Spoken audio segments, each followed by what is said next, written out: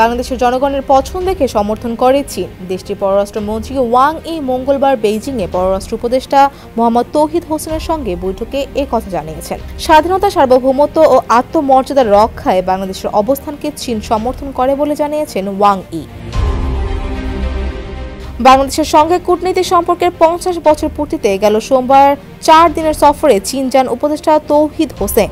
বিজ্ঞপ্তিতে বলা হয়েছে, চীনের সঙ্গে বন্ধুত্বপূর্ণ সম্পর্কে বাংলাদেশের রাজনৈতিক ঐক্যমত ও জনগণের সমর্থন রয়েছে। চীনের সঙ্গে অর্থনৈতিক, বাণিজ্যিক, অবকাঠামো, চিকিৎসা, পানি সংরক্ষণ, মানব সম্পদ উন্নয়নে সহযোগিতা আরও গভীর করতে চায় বাংলাদেশ। স্বাধীনতা, সার্বভৌমত্ব ও আঞ্চলিক অখণ্ডতা রক্ষায় চীনের সমর্থনকে ধন্যবাদ জানায়। বাংলাদেশ দক্ষিণ এশিয়ার প্রথম দেশ হিসেবে বেল্ট অ্যান্ড রোড উদ্যোগে সহযোগিতায় সমঝোতা স্মারকে সই করেছে। ডক্টর ইউনূসের নেতৃত্বাধীন অন্তর্বর্তী সরকার দায়িত্ব নেওয়ার পর ভারত সম্পর্কের অবনতি ঘটলেও চীন স্বাভাবিক সম্পর্ক অব্যাহত রেখেছে। এদিকে ঢাকায় নিযুক্ত চীনের রাষ্ট্রদূত অভ্যুত্থানে অংশ নেওয়ার রাজনৈতিক দলগুলোর সঙ্গে বৈঠক করে সম্পর্ক এগিয়ে নেওয়ার কথা বলেছে।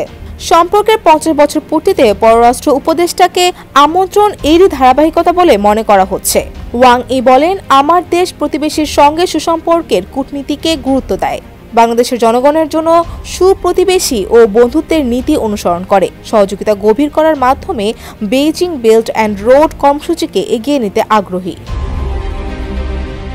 তিনি আরও বলেন, চীন আধুনিকীকরণকে এগিয়ে নিচ্ছে, যা বিশ্বের বিভিন্ন দেশ, বিশেষ করে প্রতিবেশী দেশগুলোর জন্য নতুন সুযোগ তৈরি করবে।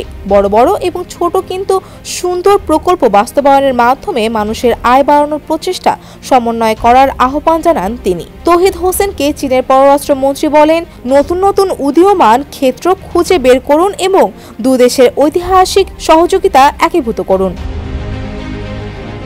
শিয়া বাটার ও ভিটামিন ই সমৃদ্ধ lily glam beauty soap. Lily, always beautiful. পররাষ্ট্র উপদেষ্টা বলেন, চীনের সঙ্গে বন্ধুত্ব বাংলাদেশের সব দল চায়, যা সরকার ও পুরো জাতি সমর্থন করে। বাংলাদেশ চীনের সঙ্গে বিভিন্ন আন্তর্জাতিক ফোরামে জড়িত হতে আগ্রহী। পাশাপাশি আঞ্চলিক বিষয়ে সমন্বয় জোরদার করতে, সংযোগ ও আঞ্চলিক অর্থনৈতিক একীভূতকরণে অংশীদার হিসেবে কাজ করতে এবং যৌথভাবে আন্তর্জাতিক ন্যায্যতা ও ন্যায় বিচার রক্ষা করতে আগ্রহী।